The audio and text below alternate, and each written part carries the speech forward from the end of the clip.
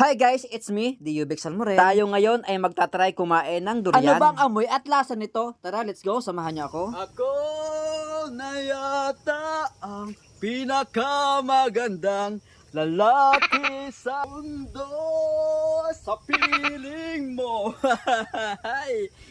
Pero bago ang lahat, isang angas muna dyan, Diubik. Wow! Guys, magandang umaga. For today's video, another day, another vlog. Nandito tayo ngayon para papakita ko sa inyo kung kaya kong kainin ang durian. Ayan, shoutout ka sa aking classmate kay Jenalyn. Ayan, thank you mate ha. 75 pesos ito.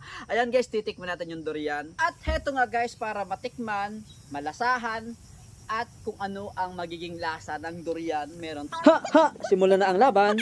bulok. Tapos guys, paano babuksan to?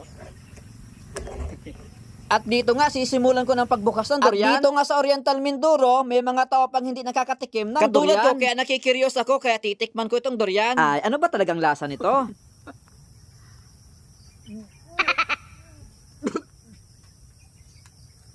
Sa mga hindi pa nakatikim ng durian, guys, kakaiba talaga yung amoy ng durian. Ay, panoorin yung gandulo para malaman nyo kung ano ang lasa ng durian. Sa mga hindi pa nakakatikim ng durian dito sa video ito, malalaman nyo talaga kung kaya nyong kainin ang durian. Naaalala ko guys, nung unang panahon pa, mga 1990s pa siguro, ay kamahal ng durian. Kasi nanggagaling ang durian, bandang Sa Bisaya mga panahon ngayon, dito sa amin sa Oriental Mindoro, lipanan ng mga puno guys, ng masarap durian. siya, pero yung amoy.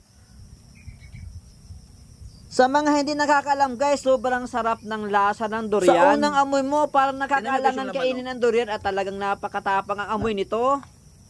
Hindi ko alam kung hinog na siya. Ay, nung natikman ko, ay panay-panay ma din ang subo ko dito sa buto ng durian. May kakaibang dampi sa dulo Guys, ng masarap. aking dila.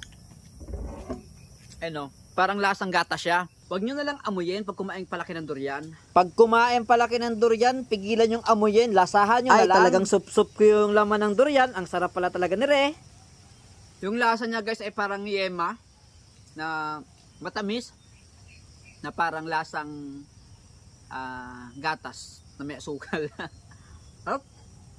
Guys, ang masasabi ko, yummy pala yung durian. Yun lang guys, pag inamoy mo, baho.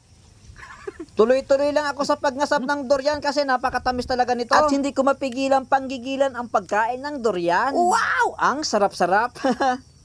Guys, promise, ang sarap ng lasa ng durian.